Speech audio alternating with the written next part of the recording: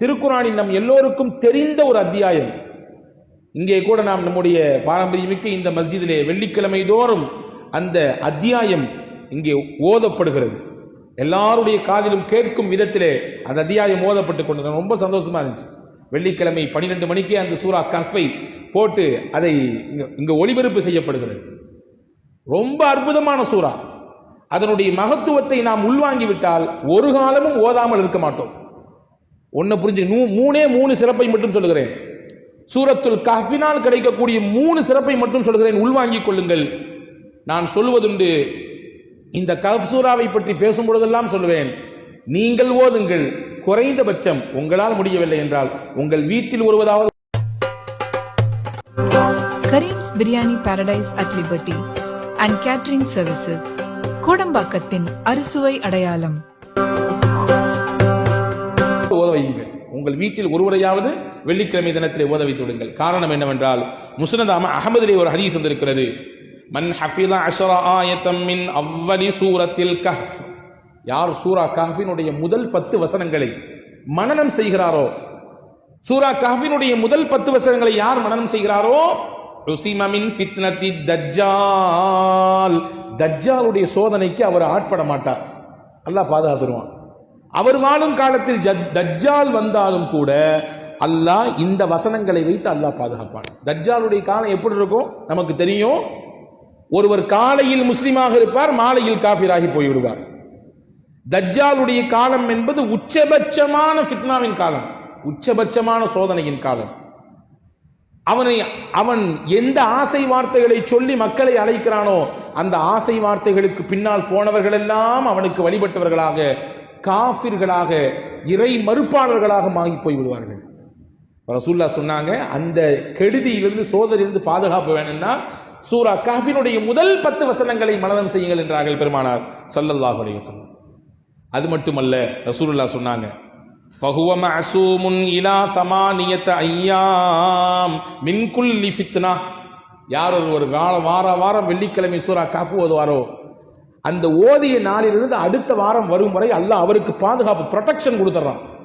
அல்லாஹ் தன்புறத்திலிருந்து பாதுகாப்பு, எல்லா சோதனைகள், எல்லா ஆபத்துகள், முசீபத்துகளிலிருந்து அந்த சூரா அவரை அரணாக வந்து நின்று காக்கும் என்றார்கள் பெருமானார் ஸல்லல்லாஹு அலைஹி வஸல்லம். இது 2வது முக்கியமான சிறப்பு.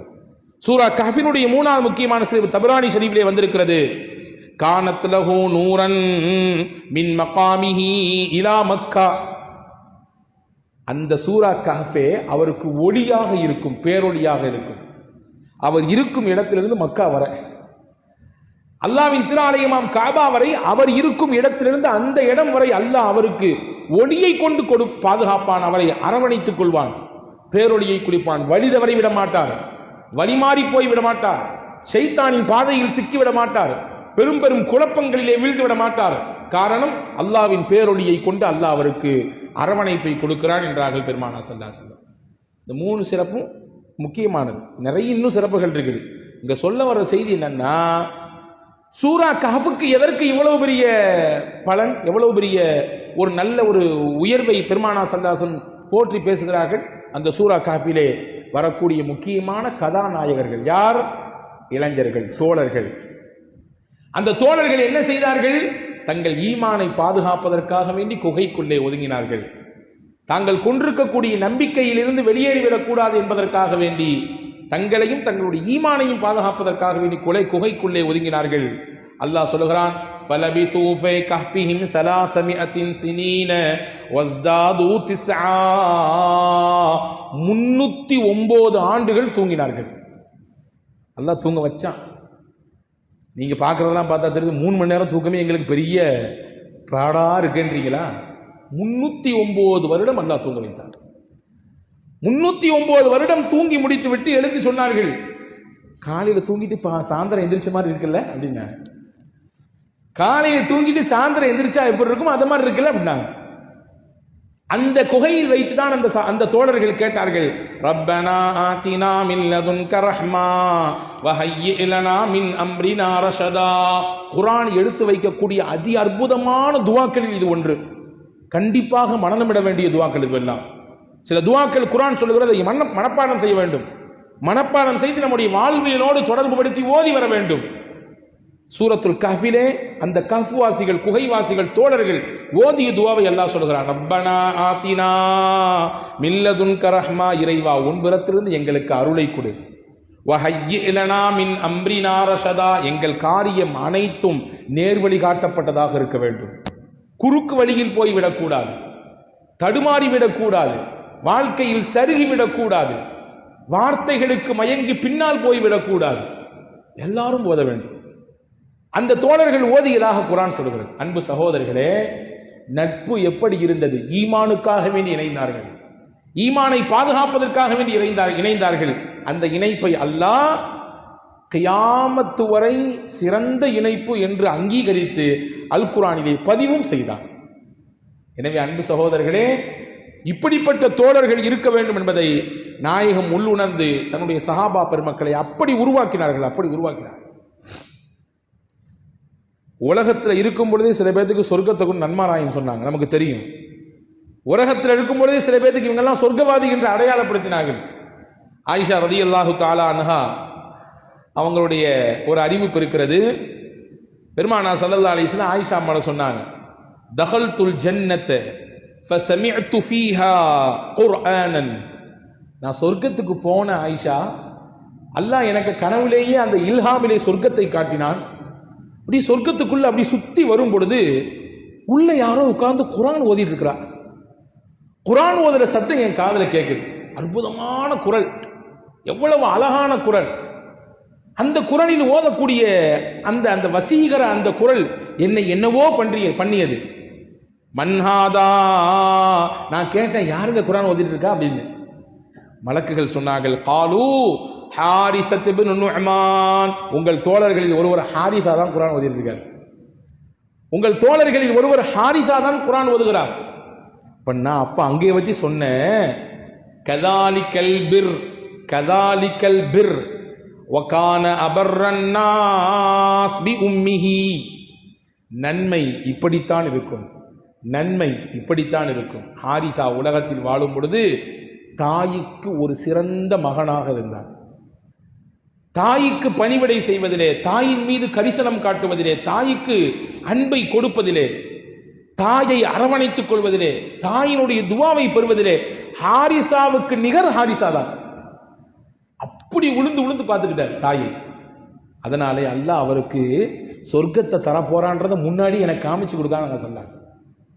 அன்பு சகோதரர்களே, தாயின் மீது அக்கறை உள்ள ஒரு மனிதராக முஸ்லிம் இருக்க வேண்டும் என்பதற்கு பெருமானாரின் வழிகாட்டுதல் நிறைய இருக்கிறது. அதற்கு முன்னுதாரணமாக எடுத்து காண்பிக்கிறார்கள் சஹாபாக்களில் ஹாரிஸத் இப்னு நுஅமான், தாயின் துவாவை பெற்றவர் இல்லையா?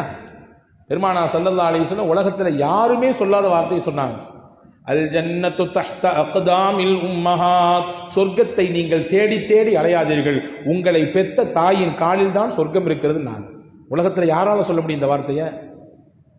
இதைவிட ஒரு தாயை தூக்கி போட்டு யாரால் பேச முடியும்? தாயின் காலடியில் தான் சொர்க்கம், தாயின் துவா தான் உங்களுக்கு சொர்க்கத்தை வாங்கி தரும். நம்மதான் ஹசன் பஸ்ரி ரஹ்மத்துல்லாஹி அவங்க அவங்களுடைய தகப்பனார் வஃபாத்தான பொழுது அழுதாங்களாம், ரொம்ப தேம்பி அழுதாங்களாம். ஹசன் பஸ்ரி பெரிய அறிஞர், பெரிய மாமேதை. சீடர்கள்லாம் நீங்களே இப்படி அழுதா, நீங்களே இப்படி உடைஞ்சிடா, எங்களுக்கெல்லாம் என்ன பண்றது அப்படின்னு கேட்டாங்க. இப்போ ஹசன் பஸ்ரி ரஹ்மத்துல்லாஹி சொன்னாங்களா, அல்லாஹ் சொல்லுகிறான், தாயும் தகப்பனும் சொர்க்கத்தினுடைய 2 வாசல். ஒரு மனிதன் சொர்க்கத்துக்குள்ளே நுழைவதற்கு 2 வாசலை எல்லாம் வைத்திருக்கிறான். ஒன்னு அப்பா, இன்னொன்னு அம்மா. அந்த 2ல ஒரு வாசல் மூடி போச்சு எனக்கு. அந்த 2 வாசல்ல ஒரு வாசல் எனக்கு மூடி விட்டது. இன்னும் இருப்பதே மிச்சம் ஒரே வாசல் தான். அதன் வழியாக எப்படியாவது சொர்க்கத்துக்குள் நுழைய வேண்டுமே என்ற ஏக்கம் தான், தவிப்பு தான் என்னை அழச் செய்தது என்றார்கள் ஹசன் பஸ்ரி ரஹ்மத்துல்லாஹி. அன்பர்களே, பெற்றோரின் மீது, குறிப்பாக தாயின் மீது காட்டக்கூடிய அன்பும் அந்த அக்கறையும் அந்த பணிவிடையும் நமக்கு சொர்க்கத்தை வாங்கி தரும். அதன் நிதர்சனமாக ஹாரிஸத் இப்னு நுஅமான் ரலியல்லாஹு அன்ஹு அவர்கள் மூலமாக சொன்னார்கள். ஹாரிஸாவை பார்த்து ஜிப்ரீலே ஆச்சரியப்பட்டிருக்காங்க. ஜிப்ரீல் அலைஹிஸ்ஸலாம், வஹி கொண்டு கொடுக்கக்கூடிய ஜிப்ரீல் அலைஹிஸ்ஸலாம் ஆச்சரியப்பட்டிருக்காங்க. ஹுனைன் யுத்தம் நடந்து முடிஞ்சு ரசூலுல்லாஹ்ட்ட பேசிக்கிட்டே இருக்காங்க ஜிப்ரீல் அலைஹிஸ்ஸலாம். இப்போ அந்த வழியா அந்த ஹாரிஸத் இப்னு நுஅமான் இவர் கடந்து போறாரு. இப்போ ரசூலுல்லாஹ் கேட்டாங்க, ஜிப்ரீல் கேட்டாங்க, யா ரசூலுல்லாஹ் இவர் யாருன்னு கேட்டாங்க. இவர்தான் ஹாரிசா. ஓ ஹாரிசா, இவர்தான் ஹாதிதா. அல்லாஹு அக்பர். இவருடைய சிறப்பு என்ன தெரியுமா யா ரசூலல்லாஹ்? இவருடைய சிறப்பு என்ன தெரியுமா? இந்த யுத்தத்திலே இன்னஹு மினல் மிஅத்தி ஸாபிரத்தி யௌமல் ஹுனைன், ஹுனைன் யுத்தத்திலே நிலைத்து நின்று புறமுதுகிடாமல் எதிரிகளை நேருக்கு நேர் நின்று பொறுமையோடு கடைசி வரை களத்தில் நின்றவர். அதற்கு பகரமாக அல்லாஹ் தக்கஃபலல்லாஹு பி அர்ஸாகிஹிம் ஃபில் ஜன்னா, சொர்க்கத்திலே இவர்களுக்கு ரிஸ்க் கொடுப்பதற்கு அல்லாஹ் முடிவு செய்து விட்டான். இவங்களுக்கான உணவை அல்லாஹ் சொர்க்கம் தர்றதுக்கு முடிவெடுத்துட்டான், தயார் செஞ்சுட்டான் அப்படின்னு சொல்லிட்டு ஒரு செய்தி சொன்னாங்க. ஹஜ்ரத் ஜிப்ரீல் வலவு சல்லம ரததனா அலைஹி. நம்ம ரெண்டு பேரும் பேசிட்டு இருக்கோம்ல, அவர் போறாரு, ஒரு சலாம் சொன்னா நான் அவருக்கு பதில் சொல்லுவேன். நாங்கள் ஜிப்ரீல் அலைஹிஸ்ஸலாம் அவர் ஒரு சலாத்தை சொல்லிட்டு போனா நான் அவருக்கு பதில் சொல்லியிருப்பேன். நாங்கள் ஸல்லல்லாஹு அலைஹி வஸல்லம். இங்கே கவனிக்க வேண்டிய விஷயம் என்னவென்றால், ஜிப்ரீல் அலைஹிஸ்ஸலாம் ஒருவரின் சலாத்திற்காக ஏங்கினார்கள் என்றால் அவர் எந்த அளவு உருவாக்கப்பட்டிருப்பார். இந்த உருவாக்கத்தின் பின்னணியிலே யார் இருக்கிறார்கள்? பூமான் நபி ஸல்லல்லாஹு அலைஹி வஸல்லம் தான். நாயகத்தினுடைய பாசறை, நாயகத்தினுடைய அந்த உயர்ந்த தர்பியத், அதுதான் சஹாபாக்களை உயரத்திற்கு கொண்டு போனது. ஹதீஸிலே வருகிறது, சஹாபாக்கள் ரொம்ப பிரபலமான சஹாபி. இதை நான் இந்த பயானினுடைய செய்தியாகவே தருகிறேன், நிச்சயமாக நீங்கள் இதை உள்வாங்கிக் கொள்ள வேண்டும். அபூ தர்ருல் கிஃபாரி ரலியல்லாஹு அன்ஹு ரொம்ப பிரபலமான சஹாபி. பல ஹதீதுகளை அறிவிப்பு செய்திருக்கக்கூடிய சஹாபி. அவர்களை பற்றி பாராட்டி பெருமிதப்படுத்தி அவர்களுடைய உயர்வை தூக்கி பிடித்து பெருமானார் ஸல்லல்லாஹு அலைஹி வஸல்லம் பல இடங்களில் பேசியிருக்காங்க. இந்த வானத்துக்கு கீழே பூமிக்கு மேலே ஒரு மிகச்சிறந்த நல்லவர், சிறந்த உண்மையாளர் அபூதர்ரை விட வேறு யாரும் இல்லைனாங்க ஸல்லல்லாஹு அலைஹி வஸல்லம்.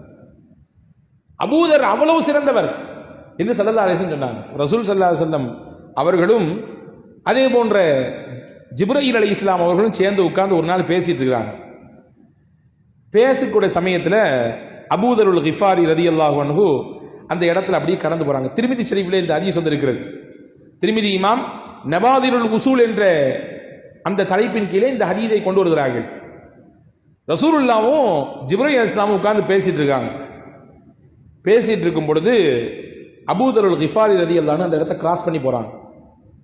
இப்போ ஜிப்ரீல் கேட்டாங்க, யார் ரசூலுல்லாஹ், போறது யாருன்னு தெரியுமா அப்படின்னு கேட்டாங்க. இப்போ ஆக்சுவலாக யார் கேட்கணும்? நபி தான் கேட்கணும், அப்படி தானே? நபியினுடைய தோழர் சஹாபி, நபி தான் ஜிப்ரீலுக்கு சொல்லிக் கொடுக்க வேண்டும் யார் போறா தெரியுமா அப்படின்னு. ஆனால் நேர ஆப்போசிட்டா ஜிப்ரீல் அலைஹிஸ்ஸலாம் யார் ரசூலுல்லாஹ் போறது யாருன்னு தெரியுதான்னு கேட்டாங்க. இப்போ ரசூலுல்லாஹ் திருப்பி கேட்டாங்க, அத்தஅரிஃபூன அபூதர், அபூதர் உங்களுக்கு தெரியுமா? அபூதர் முன்னாடியே உங்களுக்கு தெரியுமா அப்படின்னு கேட்டாங்க ஸல்லல்லாஹு அலைஹி வஸல்லம். இன்னைக்கு ஜிப்ரீல் ஒரு வார்த்தை சொன்னாங்க, அது ரசூலுல்லாஹ்வுக்கு ரொம்ப பெரிய ஆச்சரியம் தந்தது. வல்லதி பஅஸக பில் ஹக் இன்ன அபூதர்ரின் அஅரிஃபு ஃபீ அஹ்லிஸ் ஸமாஇ மின்ஹு ஃபீ அஹ்லில் அர்த். அபூதர் இருக்கிறாரே, பூமியில உங்களோட பிரபலமாக இருப்பதை விட வானத்தில் மலக்குகளான எங்க வட்டத்தில் ரொம்ப ஃபேமஸான ஆளு, மஷ்ஹூரான ஆளு, பிரபலமான மனிதர் அவர். உங்கள்கிட்ட அந்த அளவுக்கு பிரபலத்தை பெற்றிருக்கிறாரோ இல்லையோ, மலக்குகளான எங்களிடத்தில் அவர் உயர்ந்தவர், பிரபலமானவர். ஆச்சரியப்பட்டான், உங்களிடத்திலே பிரபலமானவரா? அப்படி என்ன செய்தார் அவர்? நீங்கள் அவரை பிரபலப்படுத்திக் கொள்ளும் அளவிற்கு என்ன செய்தார் என்று கேட்டார்கள் பெருமானார் ஸல்லல்லாஹு அலைஹி வஸல்லம். உடனே ஹஜரத் ஜிப்ரீல் அலைஹிஸ்ஸலாம் சொன்னாங்க, யா ரசூலல்லாஹ், அவர் ஒரு துவா ஓதுறாரு, ஒரு நாளைக்கு 2 தடவை ஓதுறாரு.